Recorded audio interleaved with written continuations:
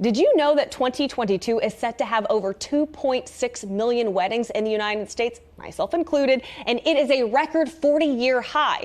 And with the rising number of weddings and wedding cancellations, we have some tips on conducting a safe wedding by implementing a tactic known as savings, safety, and specialize. Now, savings is something you can do anywhere you can do to downsize. Safety, of course, to be safe by applying all COVID protocols, and specialize, meet with vendors that specialize in what they do versus an all-in-one package so you can get a better quality experience. And who came up with that model, you might be asking? Well, we have wedding planner Christine Chang, who is offering free wedding planning to those affected by COVID and to us, and is going to share more on not only how to save with, of course, prices on everything rising basically, but also ways to be safe. Thank you so much for taking the time to join us. So first, what are 3 tips for a COVID conscious wedding? You know, the COVID situation obviously is ever changing. So there are going to be a lot of tips in general to kind of navigate this whole experience. But the first thing really is to stay up to date with their CDC rules. There's different CDC rules, of course, with the climate of what's happening during that current times. But because that is ever changing, it's always nice to just read up on it.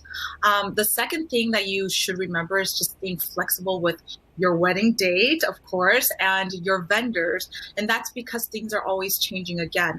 So with dates that are kind of, you know, it might be postponed again, who knows what might happen, just being flexible with that and having a backup plan for that is going to help you a lot.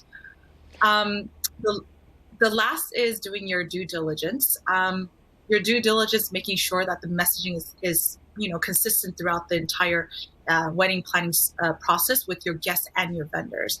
So that's, you know, making sure that you come up with a concrete plan, and that plan is just messaged to your guests correctly. Like, is this an outdoor wedding where you don't have to wear a mask, or is it an indoor wedding where you do require masks at certain points? So just coming with a plan and just staying consistent with that messaging. Great tips there. Also, this is one I know that I am personally curious about, but what are some ways brides can be budget conscious for their big day during, of course, the big wedding boom and a time of inflation where everything's expensive? Yeah, I mean, there's a lot of ways to figure out how you're going to maximize your budget, but staying conscious for the big day is going to be sometimes a little scary, but there's ways to go about it to navigate it in the way that it's not so heavy on your budget or your wallet. The first thing is act fast. You know, there's a lot of consumers, as in people that are wanting to get married, but not enough suppliers. So when that happens, there's going to be some sort of a fight to get the vendors that you want. So you do have to act fast according to, you know, what's being presented out there. So act fast on your venue and all the vendors that are there. Plan way ahead. And like I said earlier, there's a lot more people getting married than the suppliers. So if you do plan ahead, then you are most likely going to get the date and the vendors that are going to service your event. And the last thing is being flexible with your date. So I know Saturdays are preferred for weddings, and that is in between a Friday and a Saturday, and people can party hard or not at all or whatever it may be. But if you're flexible for maybe a Friday or a Sunday date, those prices for your vendor and your vendors will decrease, because those are not technically like a weekend or wedding date for most. So that's another way to save on your budget. Totally. That is something that I have found. We did luckily get a Saturday, but when we were looking at the Fridays and the Sundays, I'm like, man, these venues are almost $5,000 cheaper if we don't go on the peak day of Saturday. So a great tip there. You know, you've been doing this for such a long time, and I want to know, how has wedding planning really changed during the pandemic? Has it changed for the better? Has it changed for the worse? I like the better or worse pun there. I think the worst part about this is, you know, there was that bottleneck, right, of a lot of couples that couldn't have their wedding during the pandemic, so they did have to push it back for this year or the following year. So, you know, I mentioned this again, but there's a lot more people getting married than the suppliers. So that's kind of like the worst part of it, that you are fighting for vendors and you're fighting for dates. However, I feel like the good part of it, for better, is that I think during the pandemic there was like a mind shift in people, where they're starting to realize, hey, I think you know, going back to the basis of even getting married or having a wedding in the first place is, you know, love. Yeah. And just hearing and knowing that that's your priority. So that mind shift really, it is for the better, because a lot of people don't get so stressed out as much with things that are ever changing, because our life has just been all over the place. So when it comes to the better part, I think brides and grooms alike are a lot more relaxed in like the most, best way possible about things that are ever changing. And what do guests usually remember from the wedding? Tips to make sure that the couple, they get these specific things right for their big day. You want to go there for good food and drinks. And I say this a lot because it's so important. There are those that will remember if the food was horrible, right?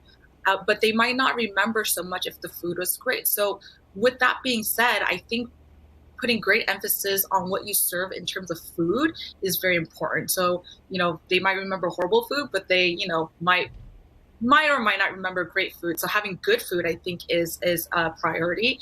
And there's no rule on what's good food. It's as long as it's true to you. So it doesn't have to be like a Michelin star restaurant servicing your wedding. It could just be like the In-N-Out truck, or it can just be like your local favorite pizzeria. It just depends on that meal true to you, and figuring out how this is going to be served to your guests so that we can all enjoy it together. And lastly, the first half of the wedding, of course, is the ceremony and like the formals of, toast and whatnot. But the latter half of it is really just party. So good music is really important too. Yeah, right. So as long as the DJ knows and you vet them to make sure that they are kind of on the same vibe as you, I think that's really important. And if all fails, like putting just your favorite Spotify list to send to your DJ is a great backup plan.